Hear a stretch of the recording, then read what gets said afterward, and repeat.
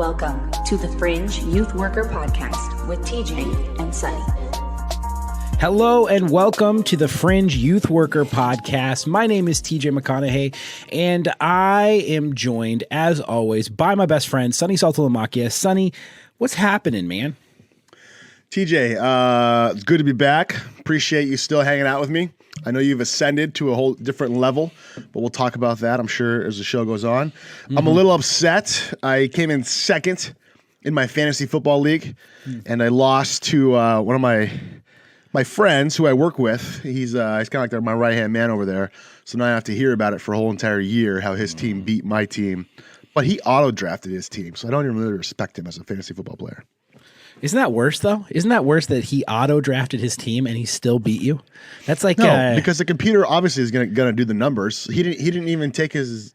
It was awful. And he made a couple moves. I will give him credit. He made a couple moves. Did he auto Lamar Jackson. Set his team every week, or did he actually set his team every week? No, he auto-drafted.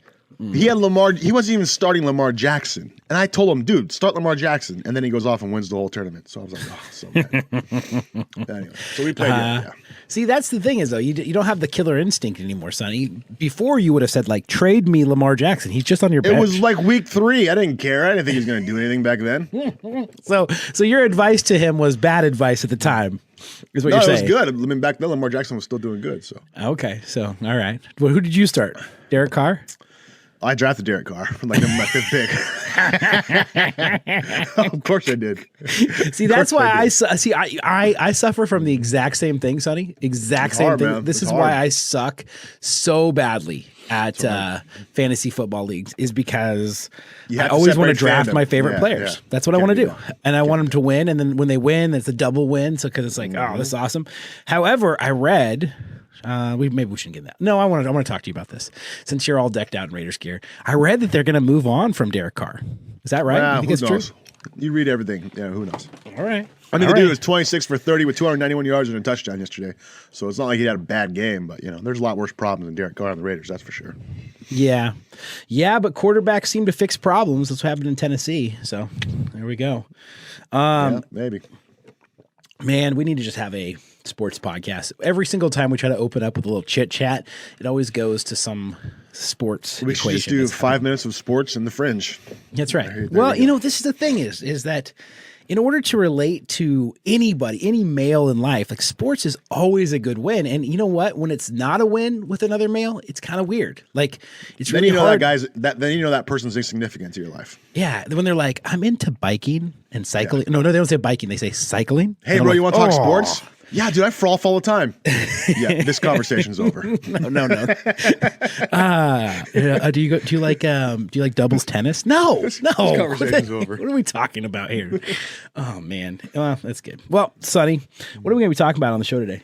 3 topics, DJ. I think 3 topics. We tell a story of the Fringe. We do a pick or flick, and then we have question of the week. But also, TJ, we all want to hear about your recent trip to Israel. You just went to Israel.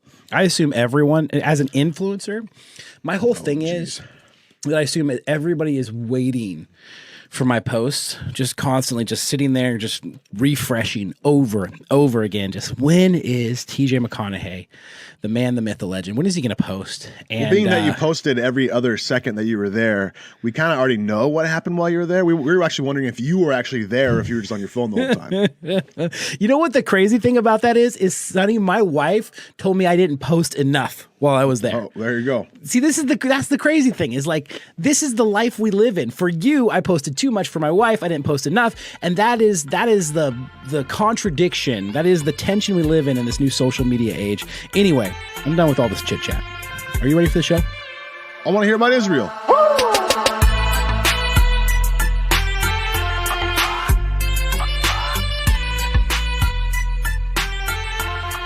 Join the conversation on Facebook and Instagram. And when you subscribe to this podcast, please leave us a 5-star rating. We desperately need your approval. Okay, Ted Francis, stop making us all wait. How was Israel? This is your first time being in Israel? Yes, this is my first time being in Israel. I mean, you got to ask better questions than that, Sonny. I mean, I could This is go my on lead-in. forever. Shut up, dummy. Okay, now, as a pastor, what was that like walking and going to see all the sites and everything like that? as a man of faith. It was amazing. It was incredible. I mean, it was perfect. And Sonny, this is my favorite part, right? Is that we spent the first 2 nights in Galilee, which is about an hour and a half, 2 hours from Jerusalem, right? All of Israel, is a tiny country as far as it goes, like borders go. There's, I think they said three Israels could fit inside Tennessee's border. Okay. So that's how big Israel is. But Galilee is kind of on one side and Jerusalem's on the other. At least it was about an hour and a half, 2 hours in a bus ride. And Galilee was awesome. It was so incredible. And the cool thing about the Sea of Galilee is this, Sonny.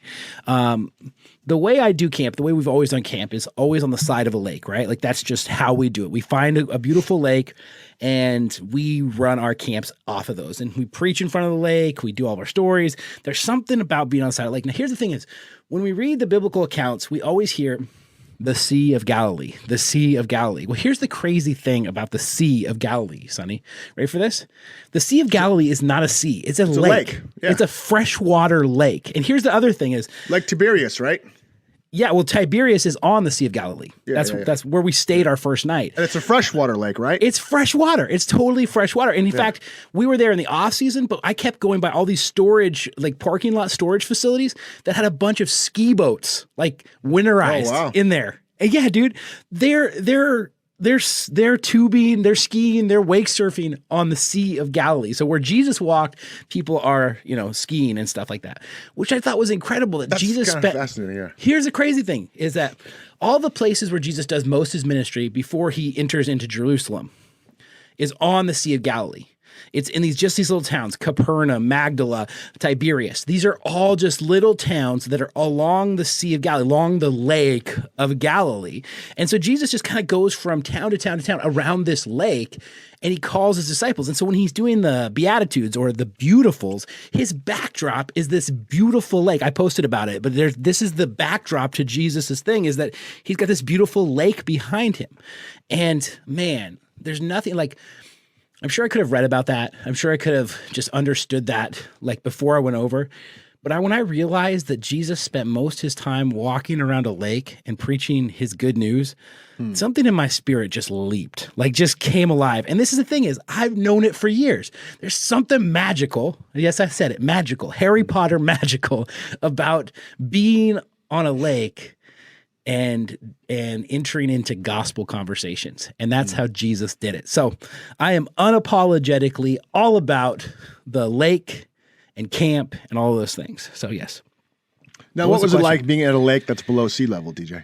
Well, that was the Dead Sea. The Dead Sea is actually salt water, but it's not really a sea either. It's just a low point where there's this kind of salt deposit and then some water. So it's a really, really salty lake, and because of that, you can just float.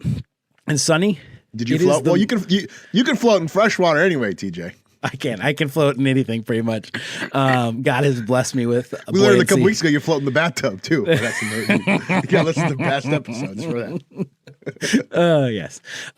You feel like, here's the thing is like, normally I float in anything, but this, I felt like a ball. That's what you feel like. You can't like sink your top body, your part of your body.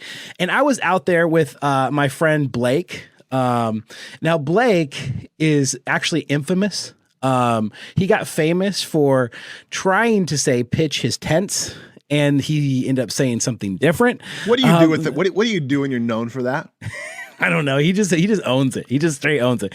He actually even did like a little performance for us on the bus and recreated the whole thing for us, which was incredible.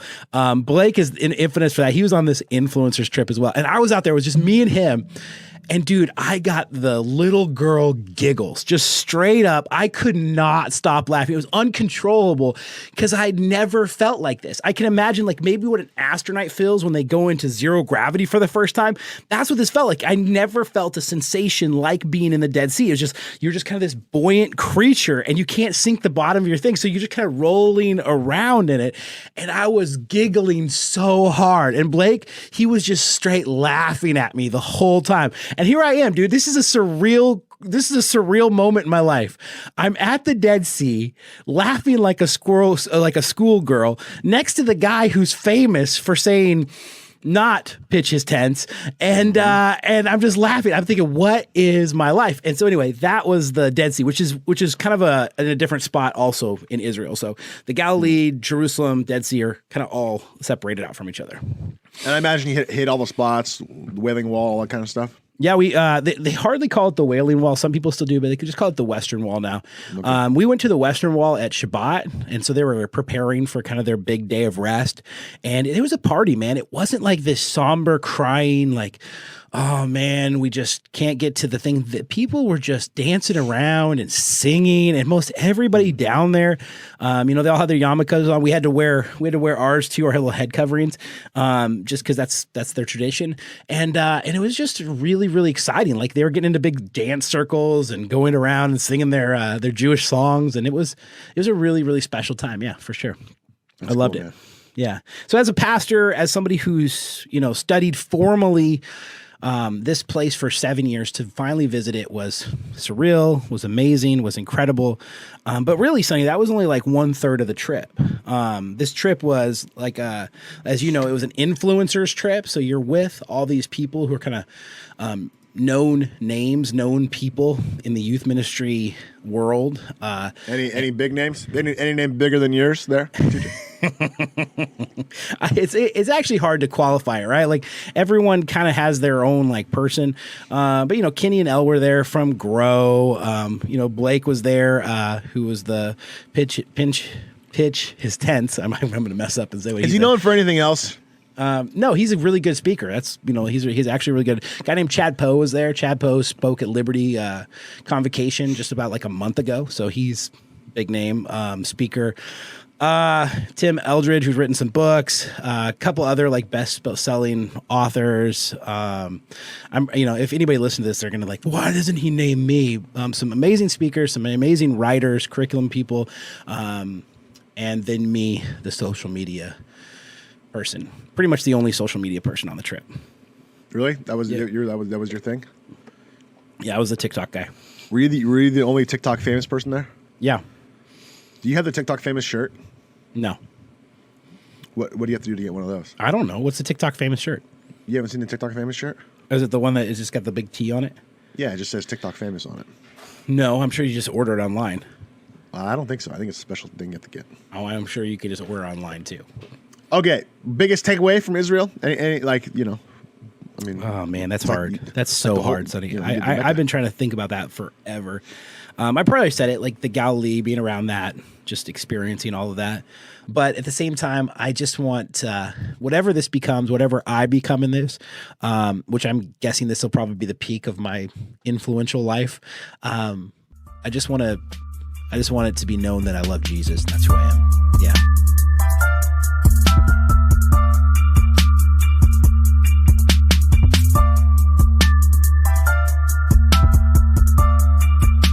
It's a good cutscene right there. That was a good cutscene. Yeah, that's what I was waiting for. Yeah. What are we doing now? Is it question of the week? I don't know. I'm out of breath. I had a freaking spicy Big Bite before the show. I can't talk and breathe. All right. It's question. I believe it's question of the week. Question of the week is brought to you by no one, because we are yet to be sponsored. However, Sonny, before I get into question of the week. Aren't you working on a sponsorship? I just submitted a proposal to the place that we're in talks with, and they're pretty positive about it. So it looks like we're in a good spot, but sometime in January, they're going to get back to me once they get through the holidays. So that makes me happy. Hopefully it makes you happy, Sonny. Mm-hmm. And I think it is just hilarious that if we get sponsored, then that means that our rumblings, our conversation is now monetized, which is awesome. We've known for years that we should get paid to talk. It's just a matter of having to figure out how to do that. And so I'm just finally glad that somebody else recognized the genius as well. Well, they haven't yet, so let's not counter. If they don't, they're cynical. Yeah, that's right. Hey, by the way, if you reject us, then you're cynical and you should stop ministry. Yeah, we're just at the place that's obviously too spiritual for you, and the Fringe doesn't want your sponsorship. Sorry, our influence is above your capacity to understand it. That's on you. That's not on us. Okay. All right. You ready for the question of the week? Always. All right. What moment in your ministry, or not your ministry career, what moment in your youth career, Sonny, when you think about it, makes you cringe? Like cringe bad? Yeah, cringe bad. Like, oh, I can't believe I did that. Oh, I've told that story on here before. Oh, really? Would you have a different one? Should I pick a different question then? No, I could tell a story of when I messed up. I mean, I'll tell it again. I think it was like 30 episodes ago. Okay. Probably when we accused this one kid of trashing the church, and it wasn't him. But then me and the two other leaders at the time, we took him out to the movies as a way to like get closer to him to find out what the truth was. And, and the poor kid just thought the youth leaders wanted to hang out with him and go to the movies with them and stuff. And we're like buying him popcorn and soda and playing video games with them. And the whole time we're like, okay, when are we going to ask the question? When are we going to ask the question? And we waited until the end and we asked him. He's like, no, I don't know what you're talking about. And then we dropped him off at his house. And we were all like looked at each other like, well, that was a big waste of time. Yeah, dude. It was pretty bad. Man, that's rough. Pretty bad. That is rough. Falsely accusing a kid of tearing up the church. You know what that sounds like to me? It sounds like a bad 90s episode of like Saved by the Bell. Like that's what that sounds like. Yeah. It was awful. The new kid has stolen something or has been accused of it. And then there's a false pretense and they try to corner him and then it finds out we were wrong all along. Yeah, super bad. And then it totally like taints your relationship with the kid because then you feel guilty about it afterwards. And like it was just that's rough. That is rough. Yeah, that's a tough one. And it was early on. I wasn't the leader. I was only a volunteer. So, you know. All that's needed is lesson learned.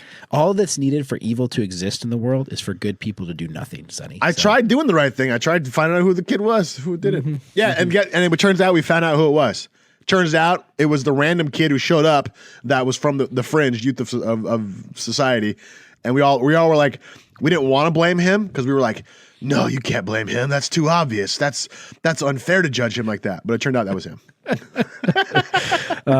And you know what? Years into working for the Fringe, I bet you wouldn't make that mistake now. Yeah. But that stinks, Sonny. That stinks. And I'm sorry that you were a part of that. That makes me cringe just thinking about it. It's cringy, bro. And I probably know some of the players involved, so I could very much see that happening there. All right. So for me, it's a couple videos that I've made over the years. Some of them have been the one you posted last week? No, just kidding.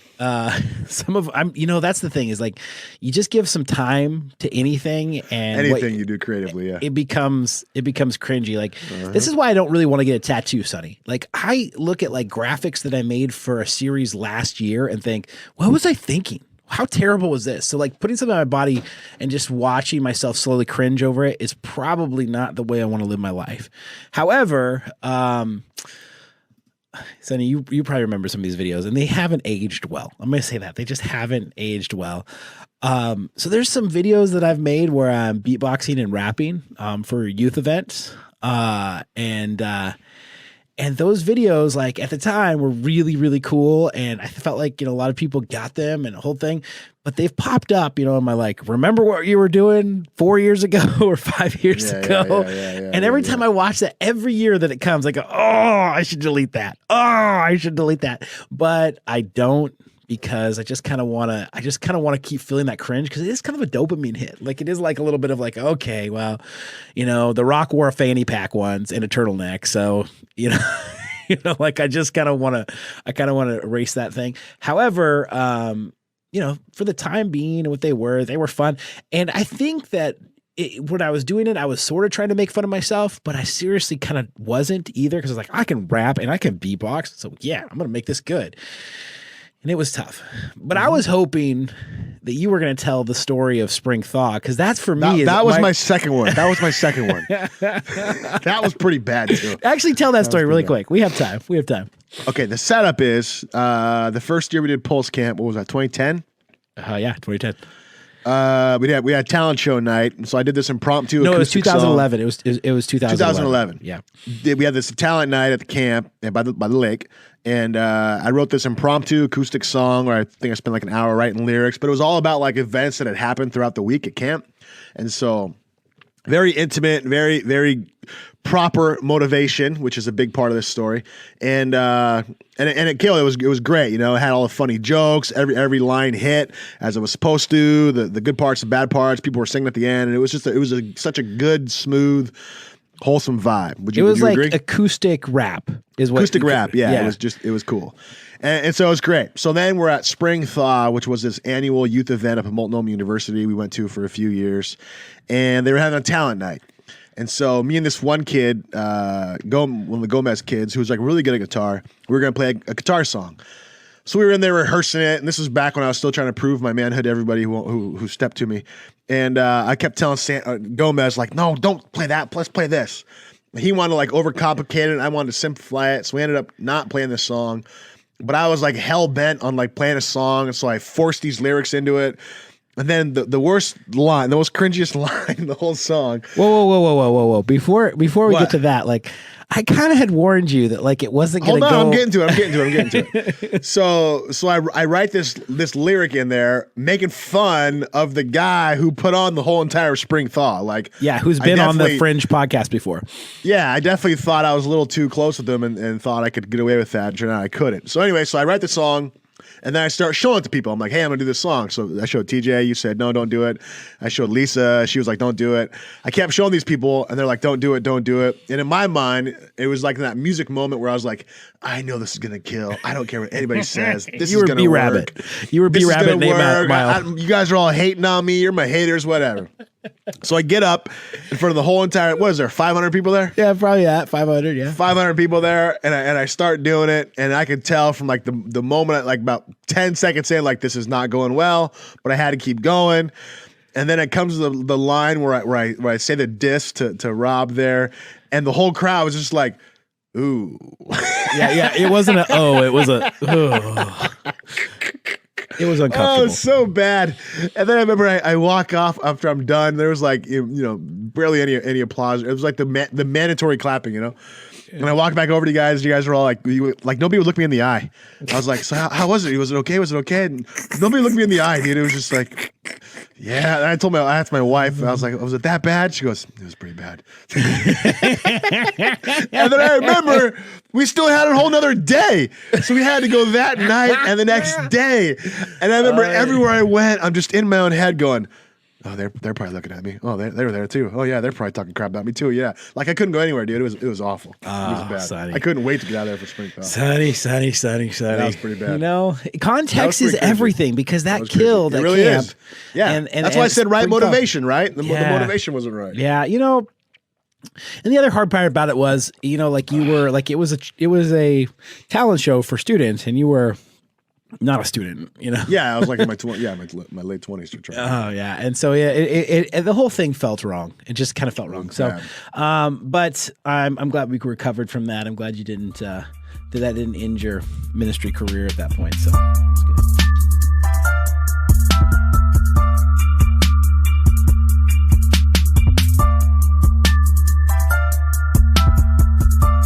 Tales from the Fringe. It is time for Tales from Fringe. It's just time where we do some good old-fashioned storytelling about people on the fringes of society. Sonny, tell me a tale from the Fringe, please. Well, I got two, actually, but they actually tie into something we touched on earlier to start the show. Yeah. So I'm on 2-week vacation right now, and it feels good to take a break. I don't take vacations very often. I like being in the mix, but I always take a break at the end of the year. And it's been good. I felt myself kind of getting a little prickly, like starting not having as much patience for kids anymore, and just kind of finding myself like not cynical, but like getting riled up easier, so to say. Mm-hmm. So I got this one kid. He, rough home, no dad, blah blah blah, all the standard stuff, and he's trying to manipulate himself into these residential programs and outpatient programs, and I know he's doing it on purpose. And I find my tolerance for him is just completely out the window. And so I've had to like check myself a couple different times after meeting with him going, man, am I really being too harsh on him? He's just a kid, yada, yada, yada. And so it's caused me to like really think like what's not right in my life? Like where's my balance off that I can't give this kid the utmost patience and love? And then I got this this girl, she was with us for several months, probably 6-7 months ago. DHS, rough situation, parents just nowhere to be found. And we recorded this one song of her rapping, and it was a really good song. We just never finished it. And then she left. She stopped attending our program. So she showed up a couple weeks ago, or no, last week. Showed up right before I was getting ready to leave, and she just kind of walked in. And the last few interactions she had with our program weren't very good. She was just kind of using it and not really doing anything. And so she shows up, and I was doing something else, and I was kind of like, oh, great, what's she doing here again, you know? And just found my heart wasn't in the right place. So then she sat down, and I was kind of ignoring her because I was hoping she would go away, to be honest with you. and then I think I was on the phone. And then I get off the phone, and she starts talking to me. I'm talking to her, and she goes, you know, I really miss this place. And I'm like, oh yeah? Still not like, I'm trying to be cool, right? I'm like not even looking at her, you know? I'm like, oh yeah? And she goes, I just miss the love that is here. And it was at that point, like, I got so convicted, man. I was just like, gosh, you freaking turd face, Sonny. And so then I turned, started talking to her, and she goes, and you know what? She goes, we never released that song. We should release that song we recorded. And I was like, yeah, we should. So I pulled it up, and we were kind of going over it again, and we ended up releasing it this weekend. And then she left, you know, shortly after that. And then I just sat there, and really for the last couple of days, just kind of realizing like it's hard to do this work, you know, because when you work with these kids, they don't love you back all the time, you know. No. And you always said this, and I always appreciated that, and I say it to this day: is we serve out of an abundance of our heart. Last week, after one of our groups, we were handing out hot chocolate because it was Christmas time, and there's a staircase that leads up to our office space, and you can see the staircase. It's kind of an open building, and the staircase is in the middle there. And a kid, as they were leaving, dropped hot chocolate all over the stairs, and they're wooden, and there was hot chocolate over like 7 of the stairs, and hot chocolate all over the white walls, and they just left it there. And so we see it, we're just like, what the heck, man, you know? And I was telling my staff, like this is why working with this population is hard, because they come from these rough environments. They're not respectful sometimes. They don't care what you do for them. And yet it's our job to love them despite all that, you know? Yeah. And the more you can love them despite all that, the more they realize, wow, this person actually genuinely cares for me, unlike everybody else in my life. Now I feel free and safe to open up to them. And sometimes that takes a month. Sometimes that takes years. But it's our job to consistently love them and support them and call them out, you know, for the behaviors when we need to, but to always love them and stuff. So I've just been thinking about my own, like, level of burnout and stuff like that. Because in the drug and alcohol field, the level of burnout is like 3 years, they say on average, and you're done. And I've been doing this thing for a lot longer than that. So it's been good to kind of get away, have these 2 weeks off, and rest and reflect and kind of recharge my own batteries, you know? Yeah. I love it. So, I love it, dude. I love that there's glimpses of hope that God gives us in the middle of hard seasons. I think that keeps us from becoming cynical. I like how you talked about how you felt yourself getting, what did you say, prickly? Is that what you said? Prickly. Yeah, prickly, which is an incredible fringe word to say, by the way. But yeah, we all kind of get in that place, and I think that's the road to cynicism. You know, to kind of bring us to back to a theme here, is that you stay there for long enough, and pretty soon you're just going through the motions, and they're all like that. They're all going to do this. They're all going to do that. It doesn't matter. You start having those phrases in your mouth. Yeah, and when you work with fringe kids, they just do not show it. They do not show love. They don't know how, first of all, and every time that they have shown love, they've gotten burned. So it's like this kind of perpetual, like, even when they're feeling loved, they're not going to respond the way that normal people are going to respond. In fact, a lot of times, I remember this with Juan a lot, is that the more you showed love to him, the more uncomfortable he would be. And the more he would make you sort of pay for that uncomfortable. Like for you, like to express love to him was put him in such a hard spot, which meant that he would then act out or do something stupid or say something stupid. And so here's like, I think the hint, and I think you would agree with this, is you just can't stop showing them love, because ultimately that's what kind of helps them, you know, become balanced people. Wins. Yeah. So yeah, I like that story, Sonny. All right, so I want to talk about something that happened that you wish you were a part of, but you never were a part of it. There was one camp that Sonny did not come to. Sonny did not come to, I think it was Pulse Camp, I want to say 2? Was 3. It 2? Was it 3?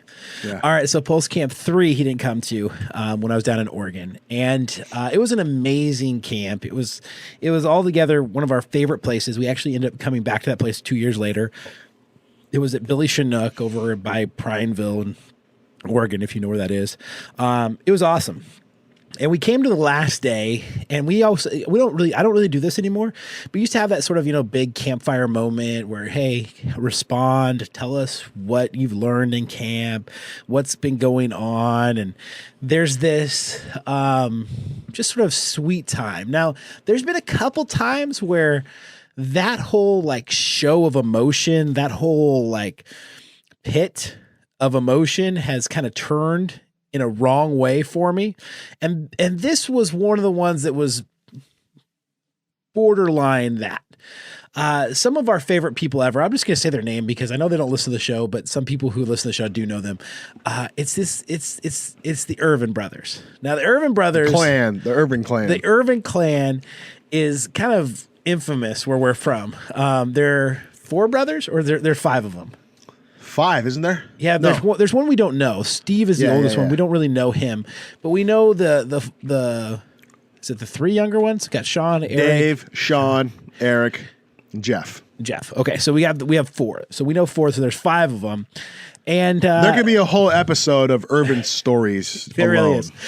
These boys basically are just what you would imagine 4 boys to be, who are just kind of left to their own raising. But I wouldn't say that, because I imagine their parents do try to raise them, but they're just so wild. Each one of them in their own right is so incredibly wild and just sort of raw. Let's just talk about humans in the raw. And that's what these guys are. Let's say it that way, And these boys were pretty, infamous in their own way. So it's the last night of camp. These guys are dudes that are kind of, they tend not to talk during these times because they're not incredibly good with their emotions. And one of them gets up, Dave, who is, I would say, up there on the most infamous of the Irvins, right? Dave is special, not like that, but just for us, he's a special human for us. And Dave is, and Dave gets up and he goes, "I want to say some things," and he's obviously super emotional, but he's coming out growling, and he starts talking to his little brother and his older brother and his other brother about how they need to be a family more, and how they just they've sort of abandoned each other in their own rights. And he's growling as he's sort of talking this whole thing out, and just this is stupid that we're like this, guys, And then one of the brothers gets up there and hugs him awkwardly. And Dave doesn't know what to do with his awkward hug, so he's pushing him away, and it's like that moment in Step Brothers where the older brother's embracing the younger brother. You know what I'm talking about? And they're they can't hug. They can't. It's just there's too much tension between them, and then the younger brother Sean decides he's gonna do some confessing, and then all of a sudden Eric's in the middle of it, and Eric's okay with crying, so Eric's crying about different things, and there's just this moment that where camp just becomes this strange brotherly love, sort of violent confession kind of strange thing. And here's the thing is, normally I would cut it off because I would see it going down a route, but I was so amused. So this is a bad situation. I'm confessing myself here. I was so amused by this. I was just in that place of, I want to see where this goes. I really do. I'm ready. I want to know where the heck this is going to end up. And I let it go. And because I let it go, I witnessed one of the most awkward, amazing Irvin confessions of all time. And here's the thing is, when we got back, everybody had to give you a recount of that because you love these guys so much. And I said, you missed a week. I heard it 10 different times. Oh yeah. And you really did. I mean, you missed the best thing ever. To know the Irvins and to not know the Irvin confession or not be there part of it is really just a tragic act of the universe, really. And I can't wait till we're in heaven, because I imagine that heaven's got this replay area where you can just kind of go and push replay on different parts of your life and feel bad for things. But I can't wait to sit with you in heaven, Sonny, and say, okay, let's dial this one up for a second here, just so you can feel everything that we felt and just have a good laugh. Every time I see my firstborn son, which is the reason I missed the camp. Oh, that's right. I think of the Irvin story when I missed. And to this day, it's been a contention between our relationship.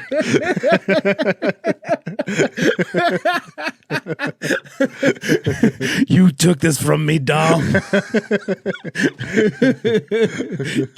You can't get close to his firstborn son because he robbed him of one of the most beautifully pure moments of all time. And the whole week, Sonny, we kind of knew you weren't going to be able because the due date was right in the middle of camp, and you were trying to get out there several times. You were like, maybe I'll come out for a day. Maybe I'll come out and do this thing.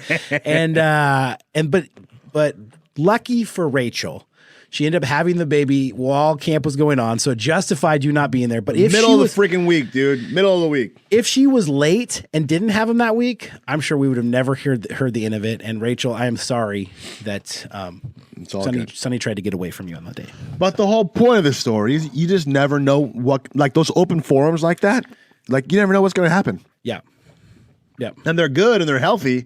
And how cool of a moment was it that these 4 rugged, fringy, hillbilly kids felt comfortable enough to say that, And I think that backs up the thing that I was just saying is I've always thought of youth ministry as a way to give a kid an experience they can't get anywhere else. And that's unconditional love. Like, I forget the speaker, but he talked about, what if we lived in a world where, or what if you belong to a community where instead of hiding your deepest, darkest things, if people knew them and loved you more in spite of them, like that. And so I think how cool was it that the Irvins felt so comfortable that in their raw, rugged form could speak freely like that, man. Like, it's so cool. Yeah, and it was special. So cool. It really was a special moment.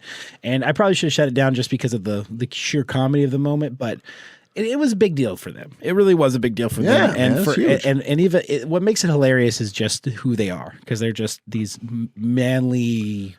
Let's give you another story. Remember the famous Irvin birthday party that we thought was going to be just off the charts? So we heard about this birthday party. Oh, man. I think it was for Sean. Yeah. For like weeks. And me and TJ were like, oh, we're going to be there. Like, they invited us. This is going to be the greatest thing ever. This was and they invited me and TJ. Yeah.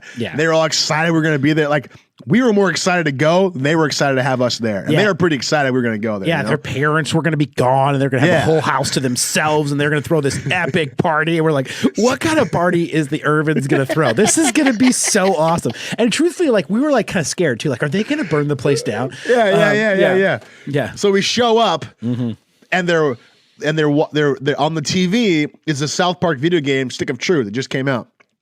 And we're like, oh, okay, you guys are playing games. This is like what? 2013 probably? Yeah. 2014? Yeah, somewhere in there. We're like, oh, okay, you're playing games. They're like, no. And we're like, what are you doing? They're like, we're watching somebody stream South Park. And we're like, you're watching somebody play a video game? And they're like, yeah. And this is before like Twitch was ever really that super popular and stuff like that. And so we were like, what? Yeah. And then that was basically all they did. Remember, they had like a bunch of food. It wasn't just, I mean, they had like a lot of food, which is okay. But we went over and started playing a video game on another TV. I think it was like NBA 2K or something like that. 2K. And we got loud and then they shushed us. Like, they shushed us to listen to their internet celebrity play their game. Like, it was like, we're watching this over here. Be quiet. It was like the anti-Irvin birthday party that I thought it was. It made me so mad. And getting shushed in the middle of a video game party that was, pledged to be one of the best video game parties of all time. I mean, we left. Like, left 45 minutes in because it just didn't seem like it was redeemable. Like, it was just like, this is not going to go well. Anyway. It kind of ruined their legacy in my eyes.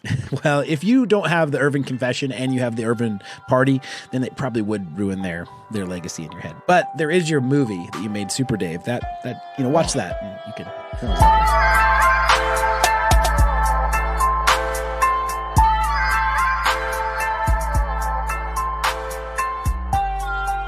We are still listening to the Fringe Youth Worker Podcast.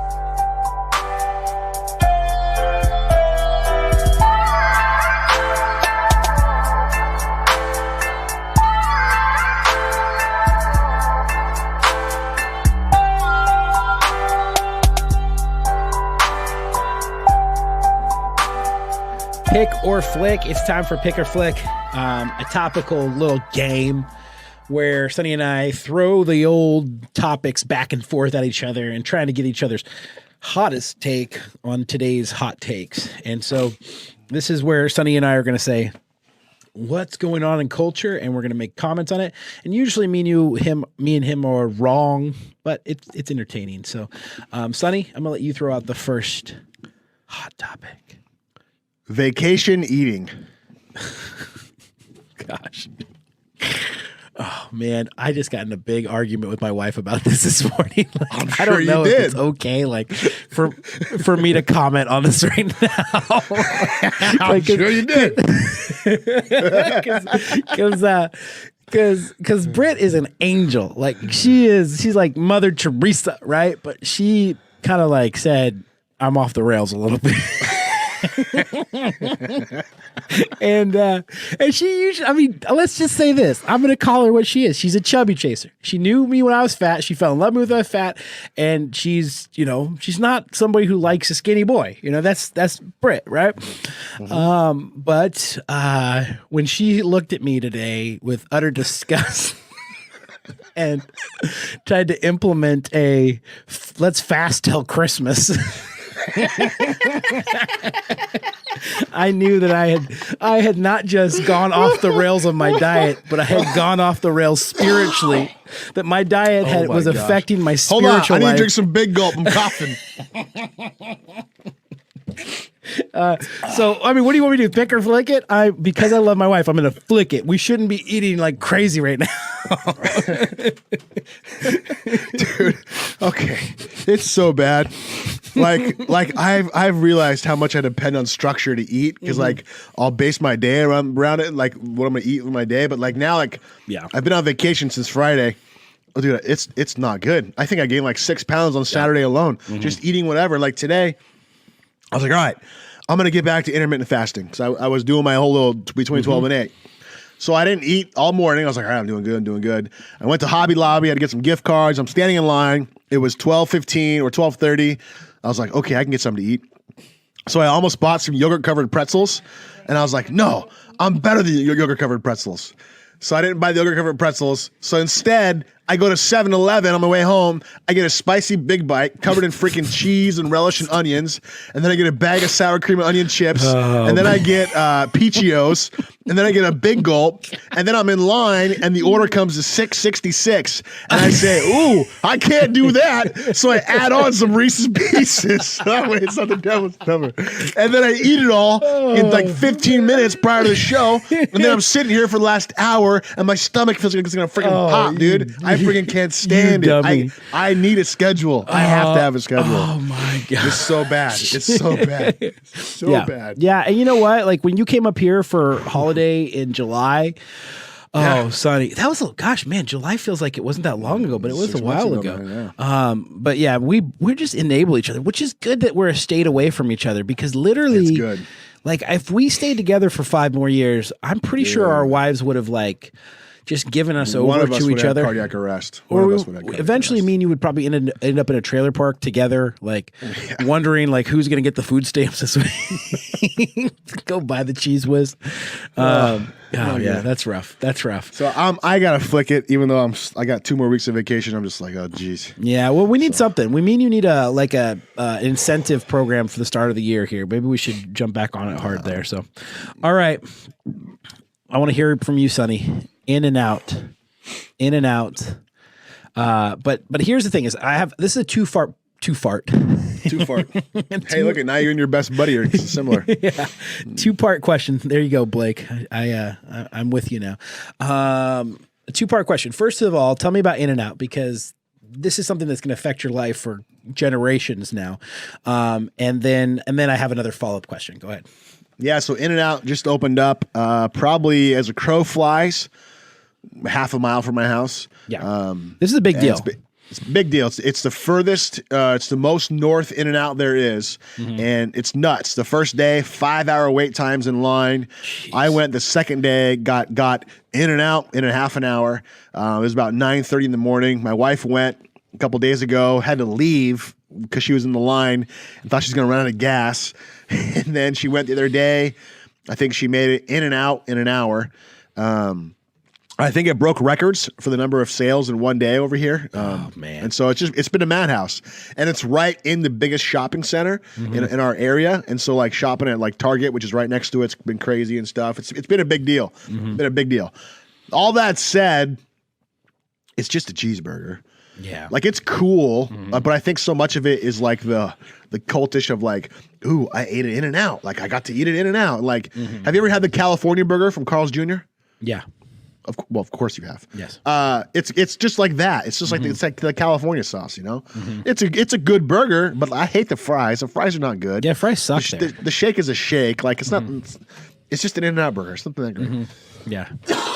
That said, it's been all the rage, and we've been eating it. You know, I've probably ate it 3 times already. So. It's just I got still 2 more it's weeks. Just a burger. Vacation. I stood in line for 2 hours, but it's just a burger. No, it's I know. The Jim half hour is thing. all I stood in line. Half hour. And then my wife went the other day and got it. Oh my goodness. Yeah, I'm with you on that. I think Five Guys is actually a better burger, and they're kind of everywhere. But that's a different category, right? Like that's kind of more of a sit down restaurant, I guess, because they don't have a drive through. But yeah, if there's an In-N-Out and you know it's next to other fast food places, I'm definitely going to choose In-N-Out. And the fact that it's just in certain parts of the country, California, Arizona, Nevada, and now Oregon, makes it a pretty good little delicacy. So yeah, I'll choose. I think it's kind of like one of those things too, like because I'm originally from California and I've had In-N-Out. Yeah, like there isn't that like woo to me, you know. But all these Oregonians, it's like dude, In-N-Out, bro, In-N-Out, bro. And then you go there, everybody's saying dude and freaking man. And like, it's kind of stupid. Dude, freaking man. All right, awesome. So here's the follow-up question, and this is going to take us to a different place, but it's a good place. Put together your best fast food meal. Tell me about your best fast food meal. You get one thing from each place, like a main, a side, and a drink. Yeah, main, side, and drink, and we'll give you a dessert too. Okay. Well, the side, I'm going Chick-fil-A grilled nuggets for sure. Okay. Those are grilled nuggets from Chick-fil-A. Oh, yeah. Okay. Yeah. Those are the best. I've never had those, but yeah, they're good. Well, you've had Chick-fil-A, haven't you? Yeah. It's awesome chicken. Grilled nuggets, Chick-fil-A. For my main burger, like best burger, fast food. Yeah. But Five Guys doesn't count. It doesn't have to be a burger. Like it could be a burrito if you swing that way. Well, that's dumb. I would say the Del Taco double cheeseburger. The Del Taco double, like your favorite burger place is at a taco place? Yeah. Yes, Del Taco. Holy cow! It's Sonny. like the best burger. I don't know why. That feels like blasphemy to me.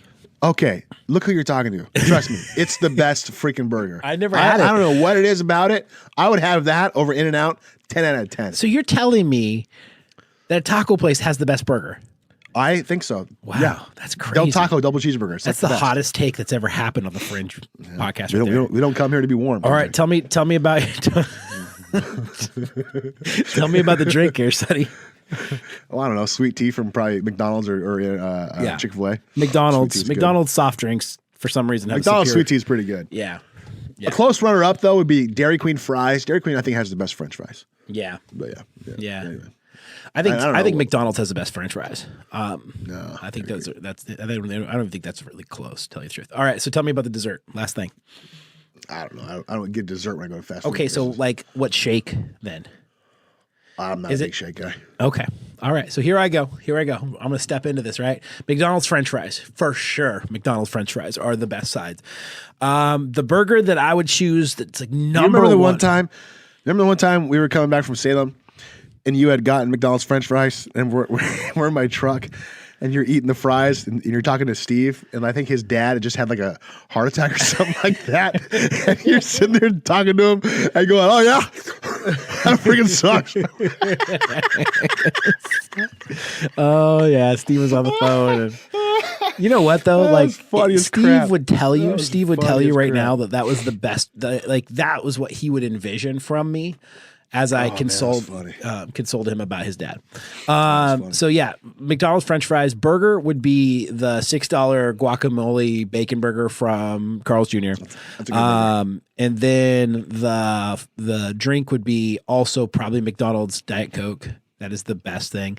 And then a Frosty from Wendy's. That's where I'm Wendy's Frosty. Yeah. That's good. There's a lot of good if you have fries to dip it in though. Yeah, that is kind of where I'm at there. So, all right. Your next pick or flick. Man, this is a bad theme here, DJ. A really good hot dog.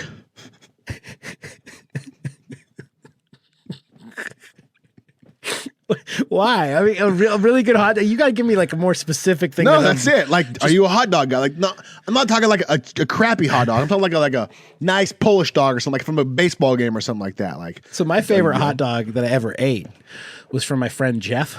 At this is a bad story. At a baseball game with Sonny and Jeff. You know, Jeff is probably an influencer as well. I mean, he's got like 100,000 followers on. Yes, he's an influencer as well. on YouTube. He's more on the tech side of things. That's kind of who he is. Gosh, what's his name? We should like shout his name out. Craft Computing. And Jeff enjoys sports. Sonny enjoys sports. We're all together at a ball game. And Jeff went and got hot dogs, and it kind of Jeff is leaving to go get hot dogs, and he goes, "I'm gonna get a hot dog." We're all like, "Hey, Jeff, can you get me one too?"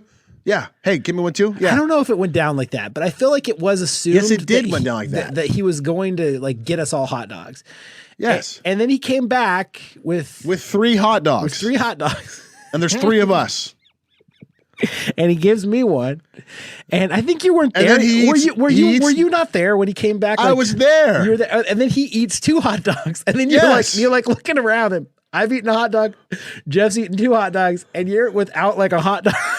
And I go, "Did you get me one?" And he goes, "Well, I didn't have enough room or something like that." No, I didn't have enough hands, which is totally why, because he got 3. Yeah, but you ate 2, you fatty. Like, what the heck? He's not even fat. He's like the skinniest guy we hang out with. And to this day, he has no idea about it. No every idea. time we kind of clown totally him for above it. His head. Every time he clown it from it, he doesn't really understand the joke. But I think, like, what do you think really happened there? Do you think he just got hungry? Did he just pull a fat move where there is like, you know what? I pay for these darn hot dogs, so I'm gonna eat 2 of them. I think Jeff is a highly intelligent guy, but socially, I think he just went above his head. I don't think he got it. I don't think he paid attention. He's probably calculating the home run ratio of the Oregon Ducks to the Beavers at that point or something like that. Oh man, Jeff. Meanwhile, I'm sitting there starving. Oh, that's no, but like some people are like, some people don't eat hot dogs. They're like, well, that's gross. What's it made of and stuff like that. Like, no, I'll eat a hot dog. I'm not above a hot dog. When I was a kid, I ate so much mac and cheese, like with sliced up hot dogs in it. I can't run from that childhood. So yeah, I'm gonna pick that. Good hot dogs, good Polish dog. I mean, when you get deeper into the whole hot dog genre, it gets delicious. Have you had a spicy bite from 7-Eleven?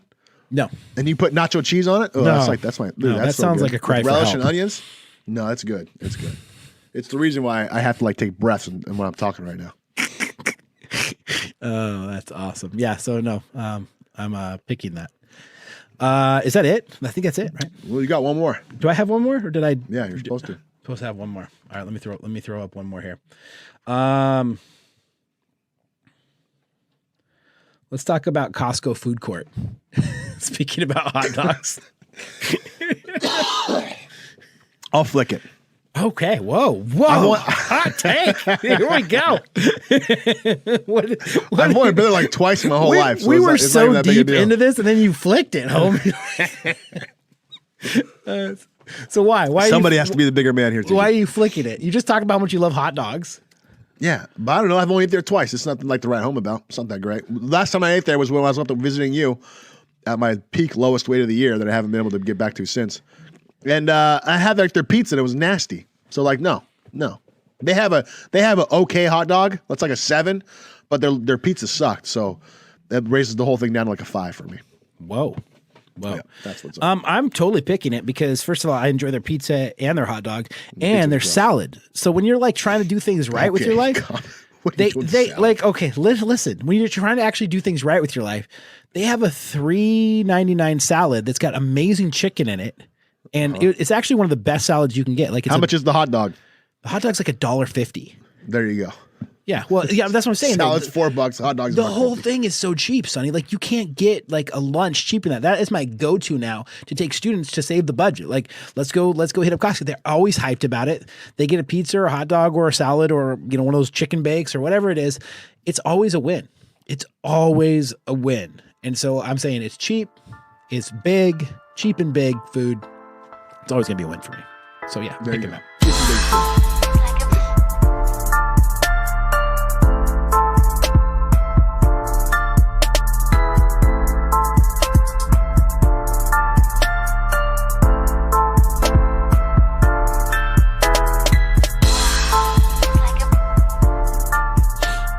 Well, this has been a compelling episode of the Fringe Youth Worker Podcast. I think Sonny and I have confessed our love for food a little bit too deep. I think this is funny because if you go back and you were to listen to all 35 hours of us speaking, I don't know what episode this is. It might be 36, 37. I can't remember.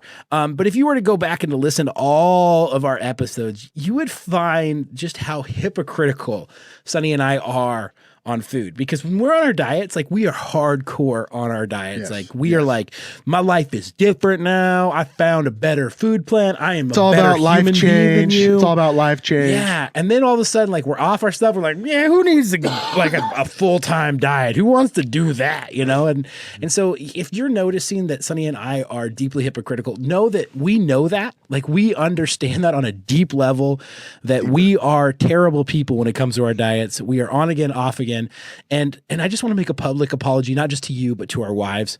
Thank you for putting up with our gassiness when we're eating badly and our pretentiousness when we're eating well, or when we're on our diets. Do you remember the first episode we did of this where we just made fun of youth pastors for being fat?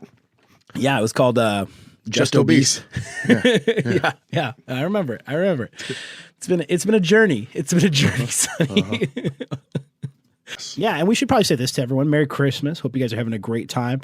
I'm glad you're listening to our podcast. You're probably listening to our podcast. We're probably the only podcast that's live right now with everybody else being on break. So, but we are committed to you, randos. We are committed to you for the long term.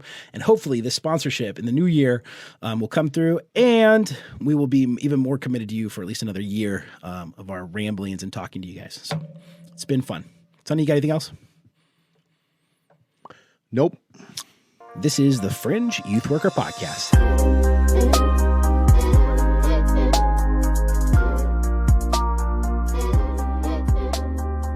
Thank you for listening to the Fringe Youth Worker Podcast.